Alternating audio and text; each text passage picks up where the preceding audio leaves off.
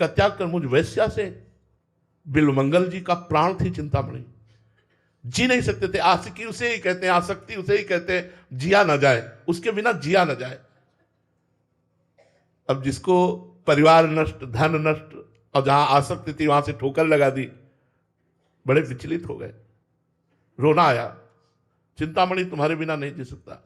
और भगवान चिंतामणि की बुद्धि में बैठ गए। उसके आदमियों ने धक्का मारकर बिल्वमंगल जी को बाहर कर दिया।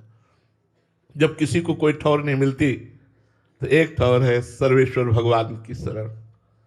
उसे याद आई भगवान की। तो भक्तों के संग में भगवान की प्राप्ति का मार्ग खुलता है।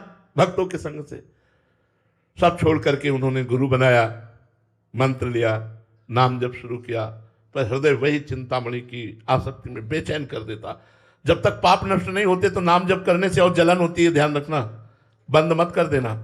नाम जप करोगे तो जब तक पाप नष्ट नहीं होंगे वो अशांति पैदा करेगा नाम जप छुड़ाने के लिए। आप छोड़ना मत तो आपका हृदय निर्मल हो जाएगा। उनको लगा भी यहां नहीं रुकूंगा, वृंदावन जाऊंगा।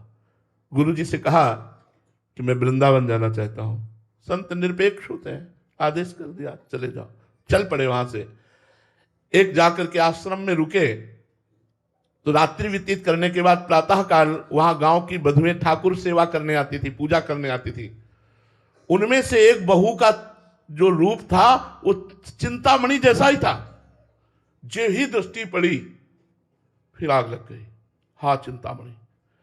भगवान से प्यार करना बहुत कठिन है यार, बहुत कठिन है, क्योंकि वो चित्त का अपहरण नहीं करते और संसार चित्त का अपहरण कर लेता है। और यद्यपि वो चाहे तो मुनिमन हरण है, मदन मन हरण है, स्वमन मन हरण है, पर वो कब चाहे पता नहीं किस इंतजार में बैठे।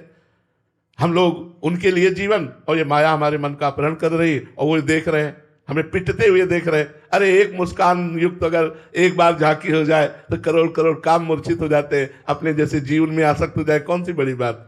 बिल्वमंगल जी पागल हो गए, उस बहू के पीछे चल दिए।